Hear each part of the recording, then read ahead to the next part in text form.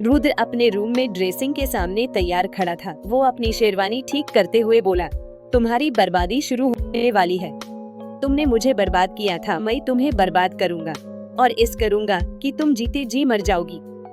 और फिर एक बार रुद्र की डरावनी हंसी पूरे कमरे में गूंज गई। रुद्र रूम से बाहर आया तो उसे वो सारी मेकअप आर्टिस्ट दिखी जो बातें करते हुए नीचे जा रही थी। रुद्र उन्हें रोकते हुए बोला, रुको।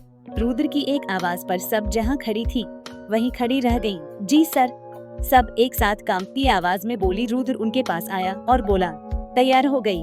तो सबने हमें सर हिला दिया और रुद्र कांची के रूम की तरफ बढ़ गया। रुद्र रूम में पहुंचा तो उसका खून खोल गया क्योंकि कांची वहां नहीं थी। रुद्र ने वॉशरूम में देखा तो वो वहां भी नहीं थी। रुद्र बालकनी में आया तो देखा कि कांची का दुपट्टा रेलिंग से बंधा लटक रहा था। रुद्र उस वक्त मामला क्या है सब समझ गया। उसने दुपट्टे को कसकर गुस्से में हाथों में बींच लिया और दांत पीसते हुए बोले, ये तुमने सही नहीं किया। अब मुझे वो करना होगा जो मैं करना नहीं चाहता था। रुद्र गुस्से से नीचे आकर चीखा, शेरा गाड़ियां निकालो। रुद्र की आवाज से ही सबकी जान हलक में आ गई थी। रुद्र फास्ट कदमों से बाहर की तरफ बढ़ गया और अपनी गाड़ी में बैठ निकल गया। उसके पीछे से बहुत सारी गाड़ियां और निकल गईं। कुछ देर में ही रुद्र कांची तक पहुंच गया जो इस वक्त हाँफते हुए भागे जा रही थी और सारी गाड़ियां कांची के चारों तरफ घूमने लगी और कांची की जान ही हलक में आ गई। Flashback and. कांची की बात पर रुद्र हंसते हुए बोला, देख लेंगे मिसेस कांची। रुद्र सिंह राठौर। इतना कह रुद्र कांची को वापस अपने रूम में लाया और उसे रूम में लॉक कर चला गया। कांची ने देखा कि पूरा रूम वैसे ही हो चुका था जैसे पहले था। उसकी की हुई तो फोड़ सब साफ हो चुका था और वहीं कांची के लिए जरूरत का सामान और कपड़े भी सेट करा दिए गए थे। कांची को कोई एहसान नहीं चाहिए था। रुद्र का वो बीएस जल्द से जल्द इस कैद से निकलना चाहती थी। उसने सब कुछ इग्नोर किया और बेड पर आकर लेट गई और कुछ ही देर में नींद ने उसे अपन आगोश में ले लिया। अगली सुबह जब कांची उठी तो उसने खुद को रुद्र के रूम में पाया। उसने रूम में चारों और नजरें दौड़ाई पर वहां कोई भी नहीं था। ये देख उसने सुकून की सांस ली और उठकर ड्रेसिंग के पास आ गई। लेकिन जैसे ही उसने खुद को देखा उसको कल का सब याद आ गया और उसका दिल नफरत और करवाहट से भर गया। उसने गुस्से में गले से मंगलसूत्र निकल फेंक दिया। लेकिन इससे पहले मंगलसूत्र गिरता रूम का डोर खुला और रुद्र ने मंगलसूत्र कैच कर लिया। रुद्र गुस्से से कांची की तरफ बढ़ते हुए बोला, तुम्हारी हिम्मत कैसे हुई ये मंगलसूत्र अपने गले से उतरकर फेंकने की? जैसे तुम्हारी हिम्मत हुई मुझे ये मंगलसूत्र जबरदस्ती पहनाने की? कांची गुस्से से रुद्र की आंखों में आंखें डाल बोली, आवाज नीचे करके बात करो। क्यों तुम कहीं के मिनिस्टर हो या कोई माफिया गैंगस्टर जिससे मैं डरूं और नीची आवाज में बात करूं?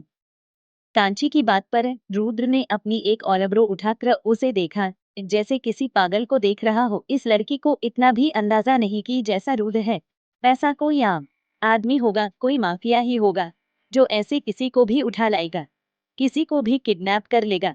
और रुद्र ने तो कांची से जबरदस्ती शादी की थी। अगर कांची को रुद्र की सच्चाई पता चल गई तब क्या होगा इसका कभी? कांची की बात ने रुद्र को हैरत में डाल दिया।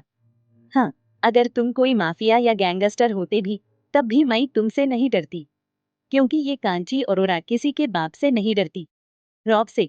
इतने में बाहर से सर्वेंट ने नॉक किया तो रुद्र ने कम इन बोल दिया। वो सर्वेंट अपने हाथ में खाने की ट्रॉली लेकर आया और कांची से बोला, मैम खाना? मुझे कोई खाना नहीं, खाना ले जाओ यहाँ से। कांची गुस्से से मुंह फेरते हुए बोली। तभी रुद्र ने सर्वेंट को कुछ इशारा किया तो सर्वेंट खाना वहीं पर छोड़ चला गया। रुद्र बिना किसी एक्सप्रेशन के कांची से बोला, खाना खाओ। नहीं खाना। मैंने कहा खाओ, मैंने कहा ना मुझे नहीं खाना। कहते हुए कांची ने ट्रॉली में हाथ मार दिया जिससे ट्रॉली नीचे गिर गई, साथ में खाना भी और प्लेट्स डिशेस भी गिर कर टूट गईं। कांची ने गिरे हुए खाने को देख रुद्र को देखा जिसकी आंखें इस वक्त गुस्से से लाल हो चुकी थी, जिसे देख कांची भी अंदर तक डर गई और उसने यहाँ से निकलना लिए बेहतर समझा।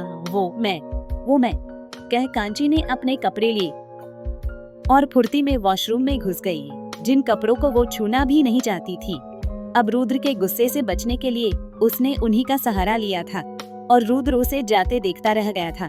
कुछ देर बाद कांची वॉशरूम से बाहर आई। इस वक्त उसने एक फ्लोर लेंथ ब्लैक गाउन पहन रखा था। उसके लंबे काले बाल गीले थे जिन्हें वो टॉवल से पोंछ रही थी।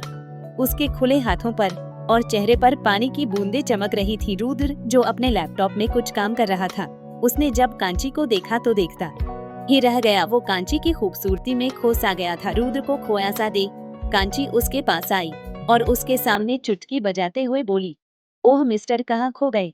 कहीं सच में डर तो नहीं गए कि अगर सच में कोई माफिया आकर तुम्हें मार गया तो क्या करेगा रुद्र कांची के साथ?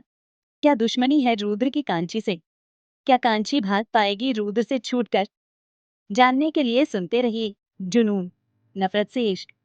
आज का पाठ कैसा लगा कमेंट में बताइएगा। और अगर आपको मेरी ये स्टोरी पसंद आ रही है तो मुझे सपोर्ट, प्रोत्साहन करें। और अगर आपने अब तक सब्सक्राइब नहीं किया तो कर लीजिए।